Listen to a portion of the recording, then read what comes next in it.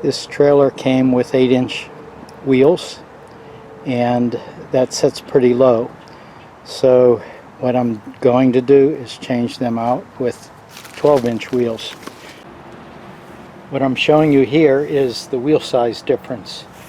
These are the wheels that were on my trailer. These are 8-inch, and these are 12-inch, same bolt size. So this will make quite a bit in height difference. With the 8-inch, the license plate would drag on the ground if you hit a dip.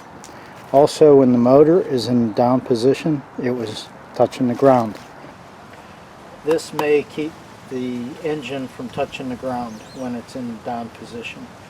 The other issue, or other issues, the dust cap was on this side, was just taped on. So I ordered new dust caps. The other thing, when I was pulling the trailer, I could hear it was a loud rumble. And if you can hear this, it sounds like the bearings are dry or worn. So I'm changing the bearings. Also, you could see that play in there. You shouldn't have play on a bearing. Let me show you how to change bearings out. I removed the wheel. You don't have to, but since I'm changing the wheel to a larger diameter, I got to take it off anyway. And you can hear how loud the bearings are. Okay, we want to remove all the old grease. So clean this off. Okay, now there's usually a key, and with this one, it's something that I have never seen before. It is a tab that is bent.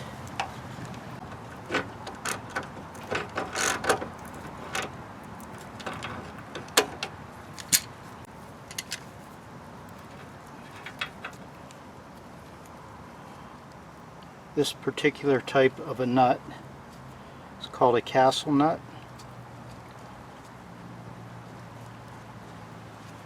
because of these sockets here, like the top of a castle.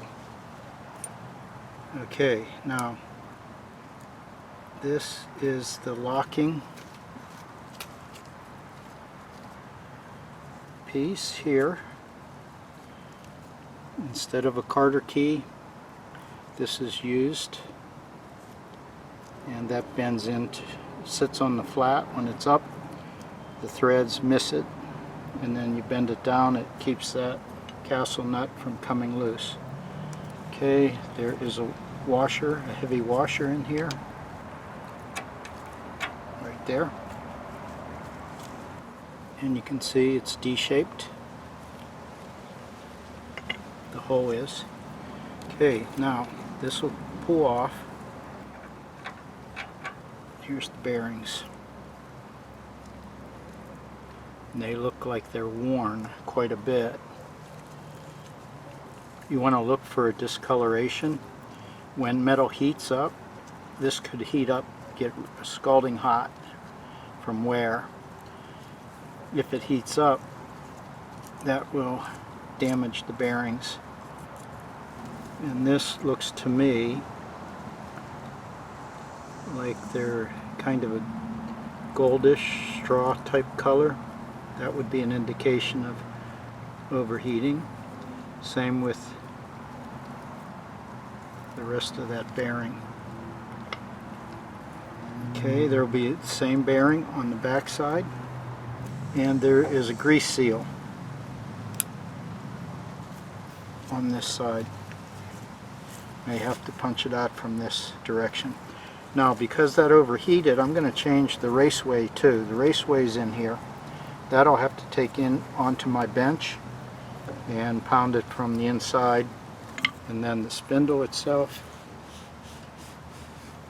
you want to wipe that clean. Okay, you can see a grease fitting here, and this is to pack the hub solid with grease. If it's packed solid, water can't get in there. It can't displace the grease. Okay, let's get the new bearings. Here I want to show you these bearings. Here, this is the bearing that I'm replacing. And you can see pit marks all over these. And these are running on the raceway, and that has to damage the raceway. So the raceway has to come out. And you can also see the color. It's got that straw color, and that is from generating heat. Let's compare that to a new one. Okay, you can see here's the new one, and shiny silver. New one, worn. Here's the back of the hub. Here's the old grease seal. I might have to use the old one over. The new one seems to be a different internal size. We'll have to check it out. Okay, now to get that out, we have to do it from the back side, and I'm using this punch, and you can feel the edge, and we want to go back and forth around this.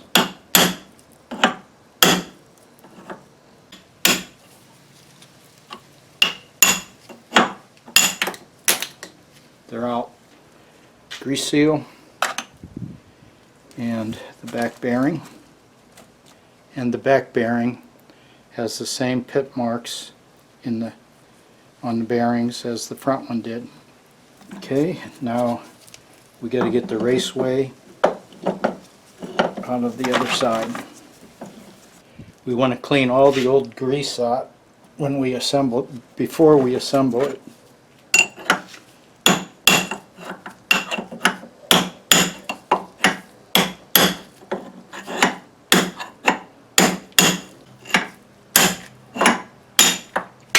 It's out. Okay, got to clean that up and put the new raceways in. Here's the old raceway. You can see the pitting in there. Both of them are like this. So the bearings and raceways are being changed out. Okay, to put these in, these are the new raceways. The larger diameter is what goes in first.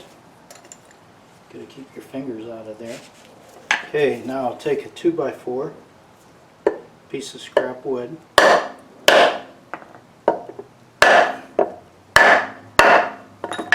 Okay, this has to go all the way down. So the way I do it, I take the old bearing and we're going to pound on this.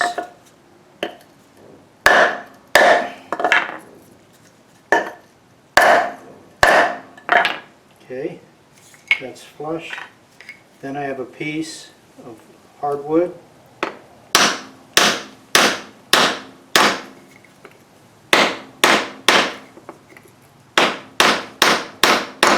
And you can feel when it bottoms out. Okay, other side same way.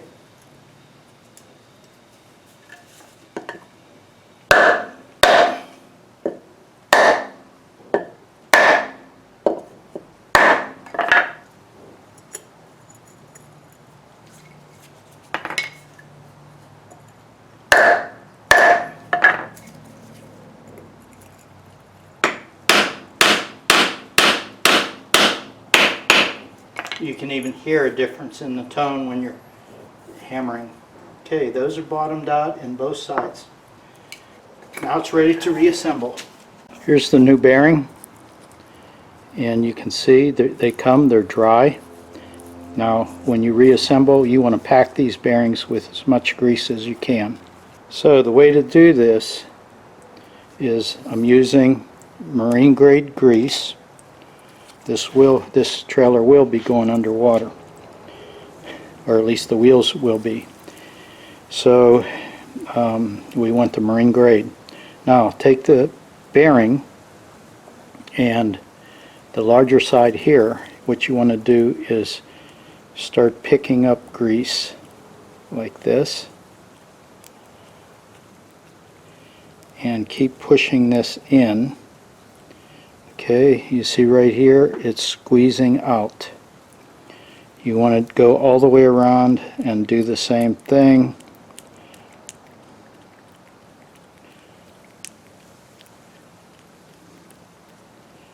Until you see it coming out of the raceway. And one more time.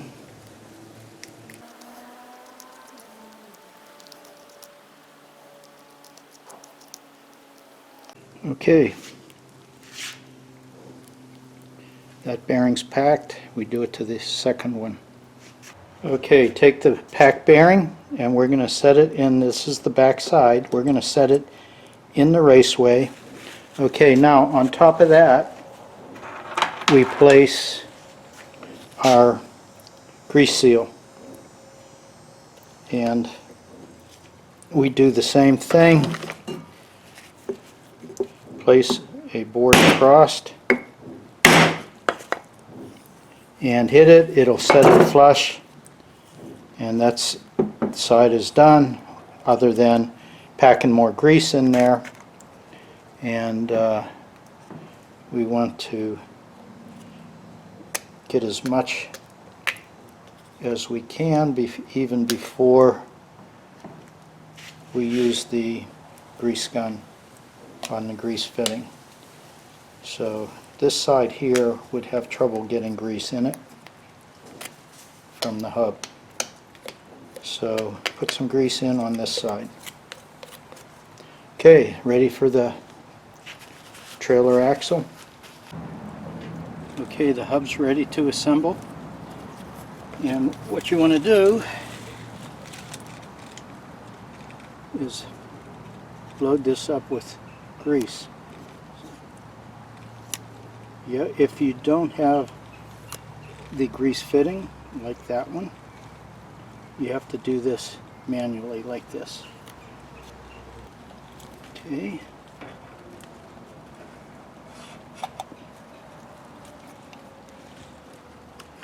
Okay, the other bearing that we just packed, that's going to go in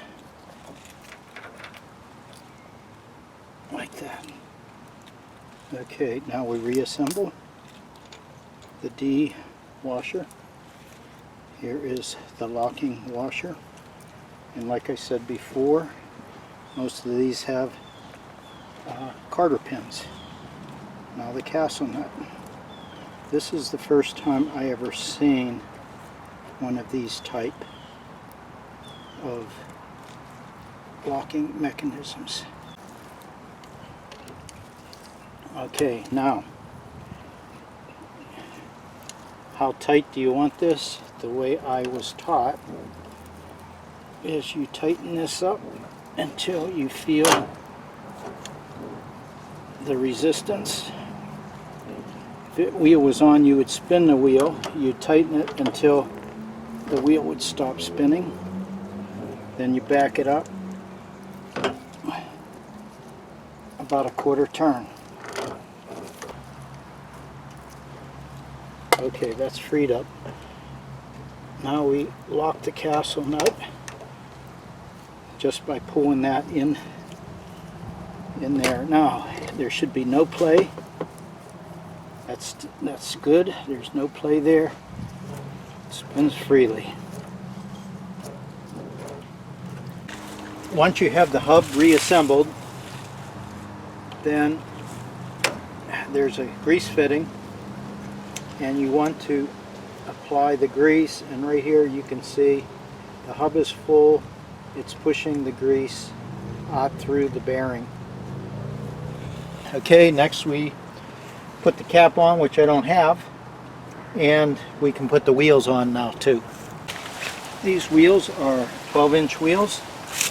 They're replacing the 8-inch wheels that were on the trailer. Perfect fit.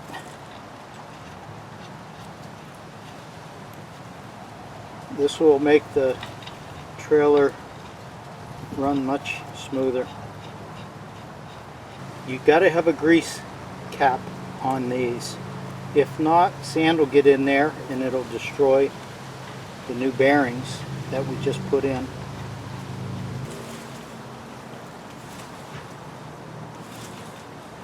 I also bought zinc plated wheels. These should last much longer than a painted wheel. Okay, we'll set this down on the ground and then tighten them up.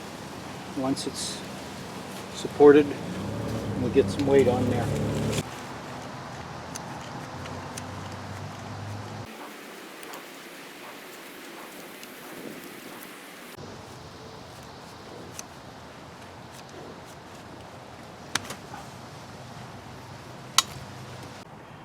That's it. Thanks for watching, my friends. Bye-bye.